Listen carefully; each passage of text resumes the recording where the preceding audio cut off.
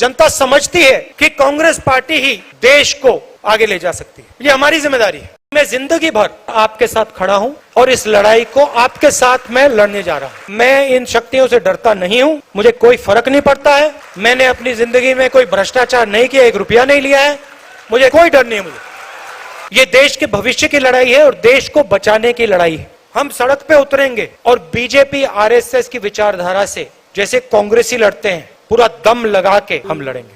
कभी कभी हमारे जो सीनियर नेता हैं, कार्यकर्ता हैं,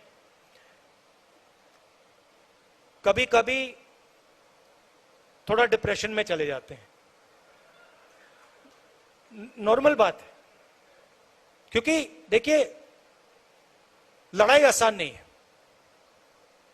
आप ये मत सोचिए कि ये लड़ाई आसान है।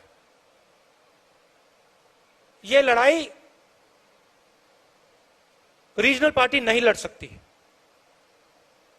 क्योंकि ये विचारधारा की लड़ाई है। आपने देखा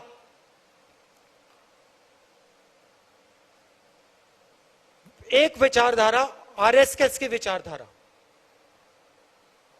कांग्रेस की विचारधारा के खिलाफ लड़ रही है। बीजेपी कांग्रेस की बात करेगी, कांग्रेस के नेताओं की बात करेगी, कांग्रेस के कार्यकर्ताओं की बात करेगी, मगर रीजनल पार्टी की बात नहीं करेगी, क्योंकि वो जानते हैं कि रीजनल पार्टी जो है उनकी जगह है, मगर वो बीजेपी को नहीं हरा सकते हैं, क्योंकि उनके पास विचारधारा नहीं है। अलग अप्रोच है उनकी। हमारी एक सेंट्रलाइज्ड एक अप्रोच है और हमारी विचारधारा की लड़ाई है। तो ये आसान लड़ाई नहीं है और ये राजनीतिक लड़ाई भी नहीं है।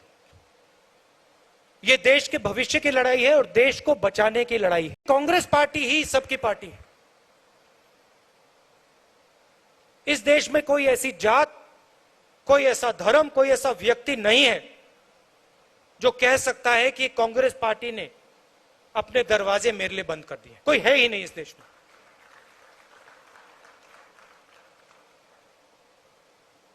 रीजनल पार्टीज कोई किसी जात की है,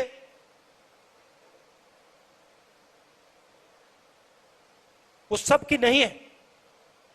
यही एक पार्टी है जो पूरे देश की पार्टी है। तो मैं आपको यह कहना चाहता था कि घबराने की कोई जरूरत नहीं। हम सड़क पे उतरेंगे, सड़क पे उतरेंगे और बीजेपी आरएसएस की विचारधारा से जैसे कांग्रेसी लड़ते हैं, पूरा दम लगा के हम लड़ेंगे।